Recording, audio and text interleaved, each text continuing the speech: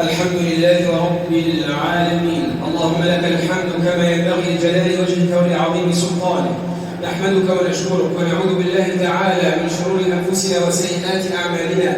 من يهده الله فلا مضل له ومن يضلل فلا هادي له، وأشهد أن لا إله إلا الله وحده لا شريك له سبحانه محطم الأسباب، هو حيث لا غني يفرج كربا ولا رئيس يفرج كربا ولا طبيب يفرج كربا ولا محامي يفرج كربا ولا قاضي يفرج كربا. إن الذي يفرج الكرب واحد وهو الله، فوحد الله.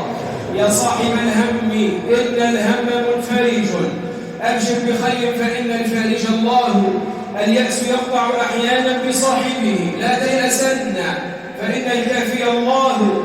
الله يحدث بعد العسر ميسرة، لا تجزعن فإن الصانع الله. إذا بليت فثق بالله، إذا بليت فثق بالله وارض به. إن الذي يكشف البلوى هو الله.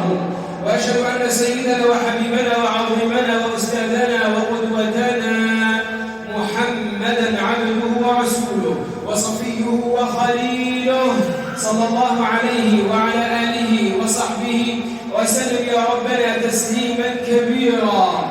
القائل صلوات ربي وسلامه عليه: من صلى علي صلاة صلى الله عليه بها عشرا. فاللهم صل على سيدنا محمد في الأولين، صل على سيدنا محمد في الآخرين، صل وسلم وبارك على سيدنا محمد في كل آن وحين. اللهم صل على سيدنا محمد طب القلوب ودوائها، نور الأبصار وضيائها، عافية الأبدان وشفائها. اللهم صل على سيدنا محمد الفاتح لما أغلق والخاتم لما سبق، ناصر الحق بالحق والهادي إلى صراطك المستقيم، وعلى آله حق قدره ومقداره العظيم. أما بعد أيها الأفاضل، أحييكم بتحية الإسلام، وتحية الإسلام هي السلام، فسلام الله عليكم ورحمته وبركاته. أما بعد، أخرج الإمام الترمذي رحمه الله تعالى في سننه عن عبد الله بن عباس رضي الله عنهما حبر الأمة وترجمان القرآن قال: كنت خلف النبي صلى الله عليه وسلم يوما فقال: يا غلام إني أعلمك كلمات، احفظ الله يحفظك. صلوا على سيدنا رسول الله صلى الله عليه وسلم.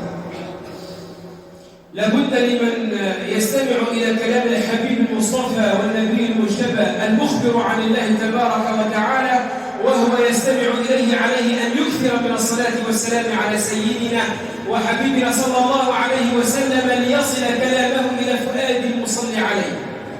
ولابد أن نتدبر كلام ربنا سبحانه وتعالى وكلام حبيبه المصطفى. وأي وصية أوصاها النبي صلى الله عليه وسلم لأصحابه هي خير لنا، هي مفتاح لكل حياتنا. اليوم النبي صلى الله عليه وسلم يوصي صبيا صغيرا، ومن منا ما عنده الصبي الصغار وإلا رب الصغار؟ المشتاق الذرية رب يسكن الذرية، لكن لابد أن ترعي سمعك جيدا.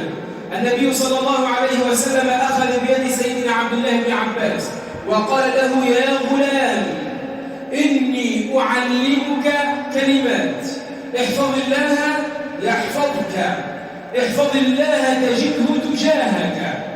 إذا سألت فاسأل الله، وإذا استعنت فاستعن بالله. واعلم أن الأمة لو اجتمعت على أن ينفعوك بشيء لم ينفعوك إلا بشيء قد كتبه الله لك، ولو اجتمعوا على أن يضروك بشيء لم يضروك إلا بشيء قد كتبه الله عليك. رفعت الأقلام وجفت الصحف. صدق سيدنا رسول الله صلى الله عليه وسلم. عباد الله، هذه وصية سيدنا رسول الله صلى الله عليه وسلم للأولين والآخرين. اسمعها مليح: احفظ الله يحفظك. كلمتين خفضة: احفظ الله يحفظك. يقول بعض الصالحين: إذا أردت أن توصي زوجتك أو توصي صاحبك أو توصي ابنك أو توصي ابنتك فعليك بهذه القولة التي تلفظ بها الحبيب الأكرم صلى الله عليه وسلم، ألا وهي: احفظ الله يحفظك. وإن حفظ الله تعالى لعبده له صور متعددة ومقامات متنوعة لا يمكن حصرها أو عدها. ومن هذه الصور كيف يحفظ الله سبحانه وتعالى عبده، يحفظه في دينه.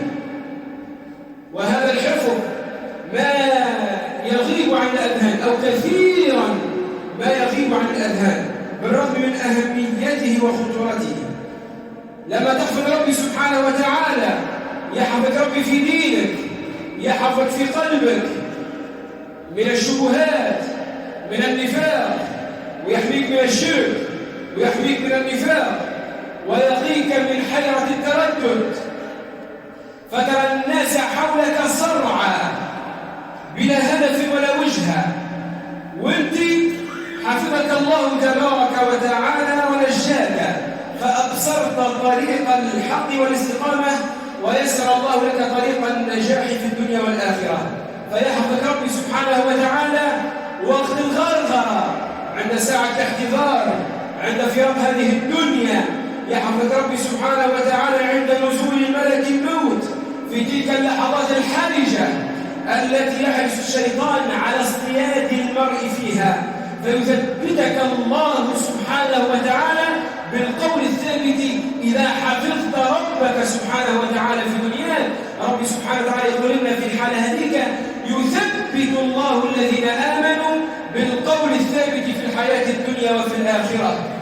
روى الإمام مسلم وغيره عن البراء بن عازب رضي الله عنه أن النبي صلى الله عليه وسلم قال: إذا أقعد المؤمن في قبره أتاه آت ثم يشهد أن لا إله إلا الله وأن محمدا رسول الله، فذلك قوله يثبت الله الذين آمنوا بالقول الثابت في الحياة الدنيا وفي الآخرة.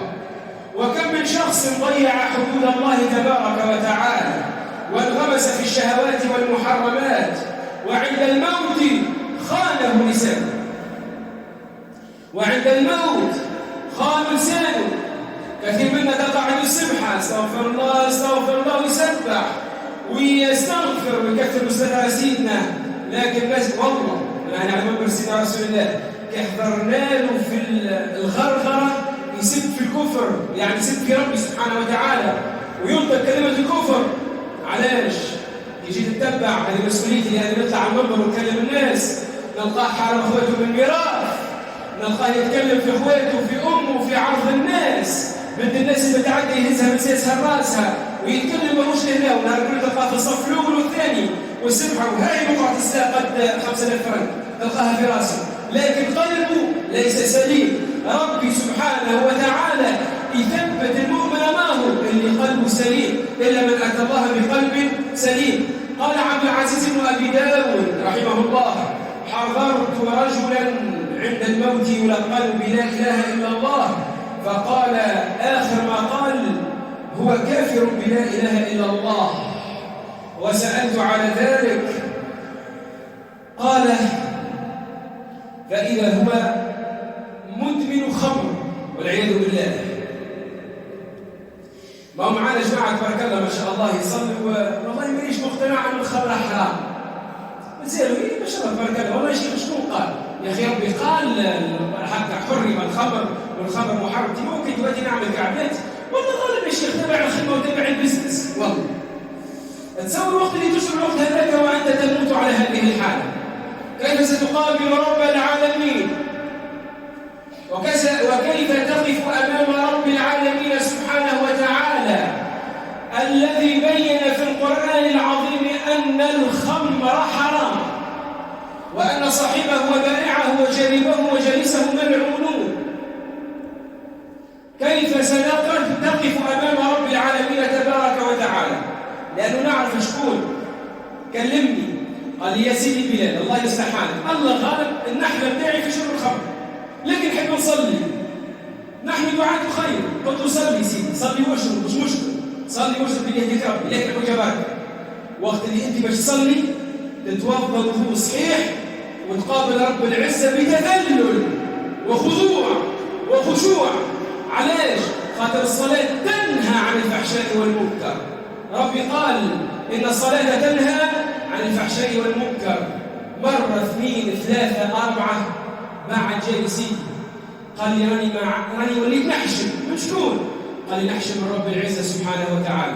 كيفاش نجي نصلي وتقول الحمد لله رب العالمين وأنا بتذكر ربي وبعد نجي نشرب الخمر؟ هذا الشخص ولله المنة والفضل يحفظ عني تو 37 حزب من القرآن الكريم. هذا كله من شو؟ الصدق مع الله سبحانه وتعالى. ولذلك لابد للإنسان من مراقبة رب العالمين، ولابد للإنسان أن يسعى إلى مرتبة الإحسان التي قال عنها النبي الأكرم صلى الله عليه وسلم: الإحسان أن تعبد الله كأنك تراه، فإن لم تكن تراه فإنه سبحانه وتعالى يراك. فكان عبد العزيز لما سمع هذا الذي يتفوه عند سكرات الموت بكفر لا إله إلا الله، لما سأل عنه أنه كان مدمن خمر أوصال جميعا وقال: اتقوا الذنوب فإنها التي أوقعته. وأن يحفظك الله سبحانه وتعالى في دينك وفي جوارحك. ذكر ابن كثير رحمه الله تعالى في ترجمته لأبي الطيب محب الطبري رحمه الله تعالى أنه ركب سفينة وركب معه مجموعة من الشباب، فلما اقترب من الشاطئ قفز من السفينة إلى الشاطئ، وحاول من معه من الشباب أن يقفزوا فما استطاعوا. الإمام الطبري جد المفسرين رحمه الله تعالى طلع هو في فلوكة مع جماعة شباب ما شاء الله ما زال الدم يخلطن، هو راجل كبير. وصلوا للشط باش ينقزوا، نقز الإمام الطبري، لكن الشبيب اللي الدم تبارك الله ما شاء الله يطنطن ما لم يقفزوا من المركب. فسألوه قالوا له: كيف استطعت أن تقفز وأنت في 80 من عمرك ونحن شباب لم نستطع؟ فقال رحمه الله: شو الكلمة اللي قالها؟ شو محلاها يا ولدي الباهي، يا بنتي، يا بابا، يا أخويا؟ كلمة يشهد الله بقلب صادق ولسان صادق. والله لو تقرب من الله ربي يعطيك، لو تصدق مع الله في القرب إليه ربي يعليك، لو تصدق مع الله سبحانه وتعالى ربي يعليك على من يعاديك، لو تصدق مع الله سبحانه وتعالى ترى سيدي رسول الله صلى الله عليه وسلم. شو قال لهم؟ قال لهم: هذه أعضاء حفظناها في الصغر فحفظها الله لنا في الكبر. الله الله، هذه أعضاء حفظناها في الصغر فحفظها الله لنا في الكبر. ثم أن يحفظ الله سبحانه وتعالى عبده في ذريته وأبنائه سواء في حياته أو بعد مماته. يقول ربي سبحانه وتعالى في سورة نقرأها كل يوم جمعة، سورة الكهف، اللي يقرأها يواظب عليها ربي سبحانه وتعالى يجعل له نورا ما بين الجمعتين. تجد تقرأها من بعد صلاة المغرب يوم الخميس إلى قبيل غروب الشمس من يوم الجمعة. فاسعوا خير. إذا كان بابا وأمي ما ينجموش يقرأوا كله يا ولدي حط لي خليني أسمع ما يسالش، وعمل وقتك بقراءة سورة الكهف. سورة الكهف مش يقول فيها ربي سبحانه وتعالى: وأما الجدار فكان لغلامين يتيمين في المدينة وكان تحته كنز لهما وكان أبوهما صالحا فأراد ربك أن يبلغا أشدهما ويستخرجا كنزهما رحمة من ربك فحفظ الله اليتيمين بسبب صلاح أبيهما. قيل في بعض التفسير أن الجد السابع منهم كان صالحا، فبدعوته لذريته نجى الله سبحانه وتعالى الغلامين. ولذلك كثير من الأمهات يكلموني: سيدي البلاد بربي راهم وليداتنا وصلوا عمر معين ضاعوا منا، شو نعملوا؟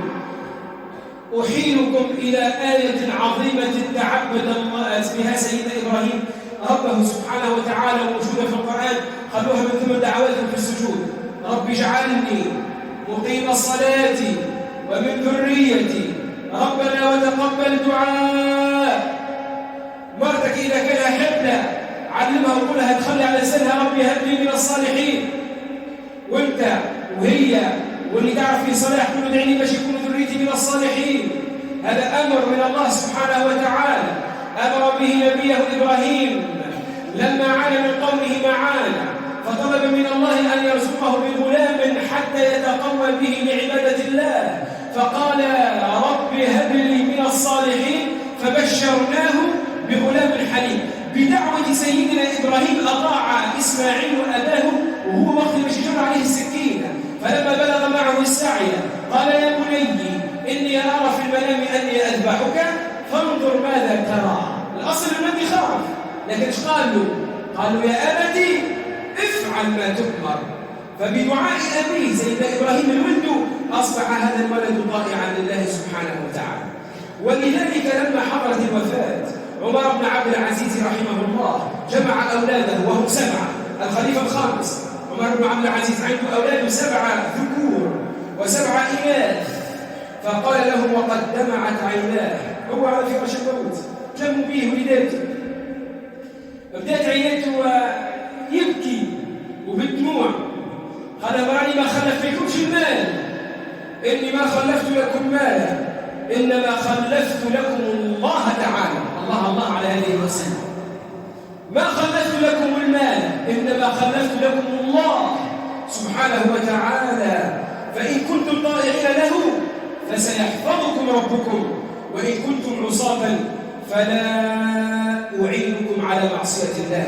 اللهم يا ربنا احفظنا بحفظك، واحفظ أبناءنا، واحفظ ألسنتنا، وردنا إليك ردا جميلا يا رب العالمين. أقول ما تسمعون وأستغفر الله العظيم لي ولكم من كل ذنب فاستغفروه إنه هو الغفور الرحيم. ويا سعد ويا أبهى ويا أزكى ويا أنقى من أدمن الصلاة على الحبيب المصطفى.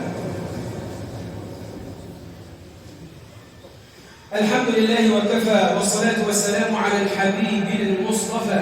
عباد الله، من لم يحفظ الله فإن الله تبارك وتعالى لا يحفظه، ومن لم يحفظه الله فإن عاقبته في الدنيا سوء المعاش وفقدان السعادة، ومصيره في الآخرة إلى جهنم وبئس المصير.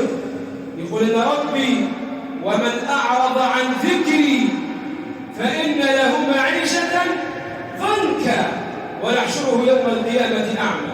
الفترة هذه سيدي الشيخ جاه ربي يدعينا، الدنيا غلات، راهي الأسعار طالعة، نحن ندعو إن شاء الله ربي يخلص أسعارنا ويخفف أسعارنا، لكن أنت مسكين لأنك اعتقدت أن الرزق بيد العرف بتاعك.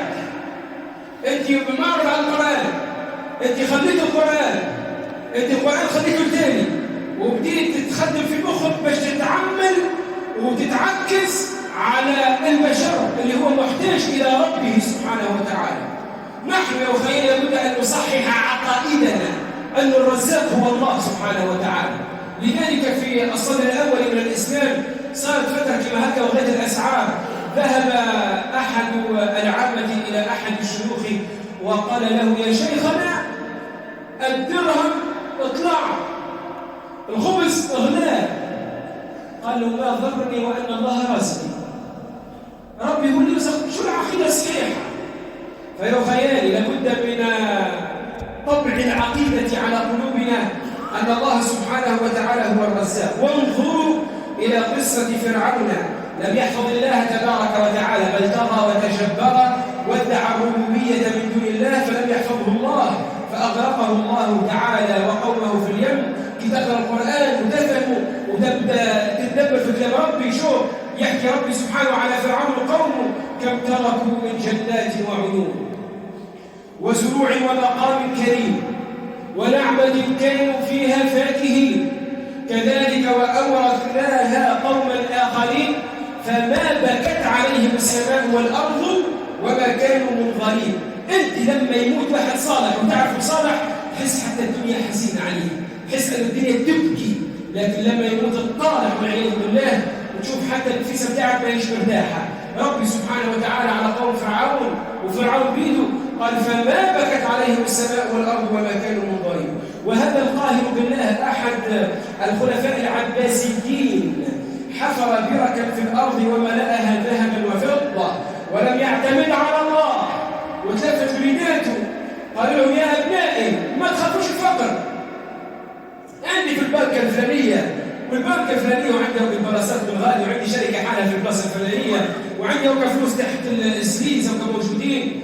أش قال لهم؟ قال لهم: لا تخشوا الفقر، فإني ملأت لكم هذه الحفرة بالمال، ما لو وزع على أهل بغداد لكان كل بغدادي تاجرا، فنزعت عنه خلافته.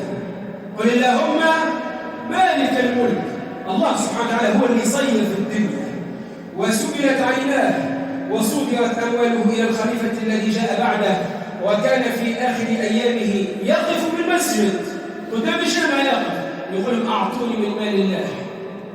الخليفة العباسي واقف على المطار، ما خرج حسابه، يجي يقعد يعلم ولده، يعلم بنته، يعلم مرته أنه ارضى بما قسمه الله لك تكون أغنى الناس، وعلموا أنه لابد أن يسعى ولابد أن يجهد، وأنه ما ياكلش فلوس الناس بالباطل ويعرف عليهم الحلال. لا تهنوا، وكان نخدم أموركم برجلة. ايش بيه؟ كان يوم حجي تعالى نحب نتهنى على أولادي وينفعوك أولادك هذا. عباد الله، لقد علق النبي صلى الله عليه وسلم حفظ الله للعبد بحفظ العبد لربه تعالى، فقال: احفظ الله يحفظك. فكيف يكون حفظ العبد لربه؟ إن حفظ العبد لربه يكون بحفظ حقوقه وحدوده وحفظ أوامره ونواهيه. ومن أعظم ما يجب حفظه، اسمعني مليح وصلي على سيد المديح صلى الله عليه وسلم. أول حاجة باش ربي سبحانه وتعالى يحفظك لازم تحفظه في حاجة، اللي هي المحافظة على الصلاة في وقتها. قال ربي سبحانه وتعالى: حافظوا على الصلوات والصلاة الوسطى وقوموا لله قانتين. وقال لنا في آية أخرى: فويل للمصلين. شكونهم؟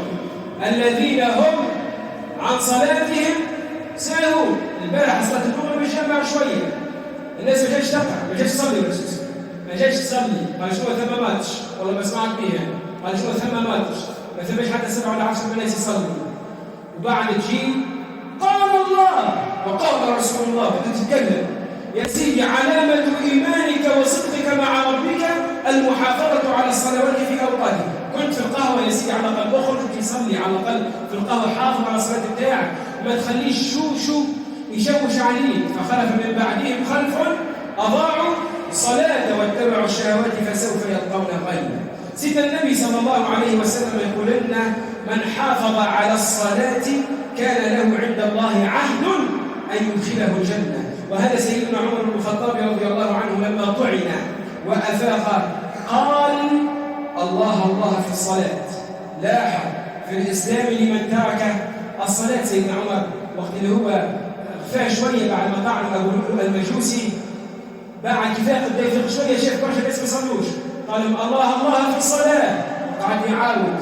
ثم حفظ القلب، يقول ربي سبحانه وتعالى: يوم لا ينفع مال ولا بنون إلا من أتى الله بقلب سليم. إلا من أتى الله بقلب سليم. نعاود المرة الثالثة: إلا من أتى الله بقلب سليم. نتكلم هكذا في الخطبة، يجيني أحد الأخوة: والله يا شيخ ياسر نسيت العبيد عليه ياسر، عليه في جانفي وثم اشتهت صبة نسيت العبيد. صحيح نحن فينا الصالحون بإذن الله، لكن السيدة عائشة كثت للنبي صلى الله عليه وسلم وقالت له: يا محمد أنهلك وفينا الصالحون؟ هذه السيدة عائشة مباشرة بالجنة. أنهلك وفينا الصالحون؟ قالها: نعم إذا كثر الخبث. هذا سيدنا النبي صلى الله عليه وسلم. لابد أن نطهر أفئدتنا ولابد أن نطهر قلوبنا. سيدنا النبي صلى الله عليه وسلم في حديث النعمان بن بشير رضي الله عنه يقول: ألا وإن في الجسد مضغة إذا صلحت صلح الجسد كله، وإذا فسدت فسد الجسد كله، ألا وهي القلب. القلب ما نجم نحفظوه إلا ما نحفظ اللسان تاعنا. كان سيدنا أبو بكر الصديق رضي الله عنه يخرج لسانه، خرج لسانه يقول ريتوه هدايا هذا الذي أوردني المهالك. هذا سيدنا شكونه أبو بكر الصديق، ونحن تبع عادي وقد في القهوة نجبد في فلان وفي علان ونشتهي من نتشهى في الكلام هذاك وفلانة بها وفلانة عليها وفلانة كذا وفلانة كذا. لو صاحبك اللي تحكي معاه يذكر لك مرتك تو تضربه، أما تتكلموا فيه ماهوش من أهلك ومالك واخد الحشيشة باهية، لا ولد مالك الله يستحال. لسانك احفظ لسانك أيها الإنسان لا يلدغنك إنه الثعبان. لسانك صوانك، إذا صمت صانك وإذا خنت خانك. سيدنا عبد الله بن عمر بن الخطاب يقول لهدم الكعبة، ليه الكعبة هذيك الحجر اللي نحن نطوف بها شريعة من شعائر الله، يقول لهدم الكعبة تهدمها أهون عند الله من أن يتكلم في عرض المسلم. قديش عرض الناس هو ماشي إلا ما يرحم ربي سبحانه وتعالى. ثم من حفظ الله لك أخويا الباهي حفظ السمع والبصر. يقول ربي سبحانه وتعالى في آية تخر لها الجبال هدا، يقول إن السمع والبصر والفؤاد كل أولئك كان عنه مسؤولا. ثم حفظ الفرج، يقول رب سبحانه والذين هم لفروجهم حافظون. يقول في الفرج سيدنا النبي صلى الله عليه وسلم ألا من حفظ فرجه فله الجنة. هذا وصلوا وسلموا على من أمرت بالصلاة والسلام عليه لقوله سبحانه وتعالى إن الله وملائكته يصلون على النبي يا أيها الذين آمنوا صلوا عليه وسلموا تسليما. اللهم صل على سيدنا محمد في الأولين، صل على سيدنا محمد في الآخرين، صل على سيدنا محمد في كل آن وحين. اللهم يا رب ارحمنا بالقرآن، اللهم يا رب أكرمنا بالقرآن، اللهم يا رب لا تهنا بالقرآن، اللهم يا رب ارفع شأننا بالقرآن، حسن أخلاقنا بالقرآن، حسن أخلاقنا بالقرآن، طيب أرزاقنا بالقرآن. يا رب يسر لنا حفظ القرآن، يا رب يسر لنا فهم القرآن، ارزقنا العمل بالقرآن يا حنان ويا منان. اللهم اجعل اجتماعنا هذا اجتماعا مرحوما وانتشارنا من بعده انتشارا سالما معصوما. يا رب لا تجعل فينا ولا منا ولا معنا ولا من ذرياتنا وأصدقائنا وجيراننا شقيا ولا محروما برحمتك يا أرحم الراحمين يا رب العالمين. بارك اللهم في الحاضرين والحاضرات، اشف الحاضرين والحاضرات، اشف الحاضرين والحاضرات، اغفر للحاضرين والحاضرات، اعط يا ربنا سؤل الحاضرين والحاضرات. اللهم ابعد عنا الحاسدين والحاسدات والظالمين والظالمات والساحرين والساحرات والمشعوذين والمشعوذات. اللهم احفظ لنا ديننا، اللهم احفظ ألسنتنا، اللهم احفظ قلوبنا. يا رب استودعناك بلادنا، اللهم احفظ بلدنا تونس من الفتن والمحن ما ظهر منها وما بطن. احفظ اللهم جيشها وشعبها وأهلها يا رب العالمين. يا رب نسألك بأسمائك الحسنى كلها ما علمنا منها وما لم نعلم أن ترزقنا الغيث يا غياث المستغيثين. اللهم أغثنا غيثا نافعا عميما يا رب العالمين. اللهم أغثنا غيثا نافعا عميما يا رب العالمين. أقسمنا بك عليك أن ترزقنا الغيث النافع يا رب العالمين. لا تؤاخذنا بما فعل السفهاء منا، لا تؤاخذنا بما فعل السفهاء منا. ارحم اللهم والدينا وأمهاتنا وآباءنا وأجدادنا يا رب العالمين، يا رب العالمين، يا رب العالمين. أكرم كل مشتاق بالذرية، اللهم أكرم كل مشتاق بالذرية. يا رب استودعناك ذرياتنا يا رب العالمين. أصلحهم ونجحهم في امتحاناتهم يا رب العالمين. هيئ لهم من أمرهم رشدا يا رب العالمين. اربط على قلوبهم يا رب العالمين. أبناؤنا في وديعتك يا رب العالمين. أصلحهم وأصلح بهم يا الله. أصلح اللهم بهم البلاد والعباد يا رب العالمين.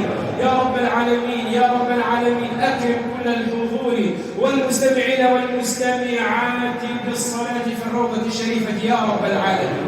سهل لنا الحج والعمرة يا رب العالمين، يسر لنا الحج والعمرة يا رب العالمين، اجعلنا من أوليائك وخلص أوليائك يا رب العالمين يا رب العالمين يا رب العالمين. هذا الدعاء ومنك الإجابة، فلا تردنا خائبين ولا عن بابك مطرودين. صل اللهم وسلم بدءا وختاما على سيدنا وحبيبنا وقرة أعيننا محمد صلوات ربي وسلامه عليه. اللهم صل على سيدنا محمد وعلى آل سيدنا محمد كما صليت على سيدنا إبراهيم وعلى آل سيدنا إبراهيم، وبارك على سيدنا محمد وعلى آل سيدنا محمد كما باركت على سيدنا إبراهيم وعلى آل سيدنا إبراهيم في العالمين إنك حميد مجيد. سبحان ربك رب العزة عما يصفون وسلام على المرسلين والحمد لله رب العالمين. والأرض بالصلاة.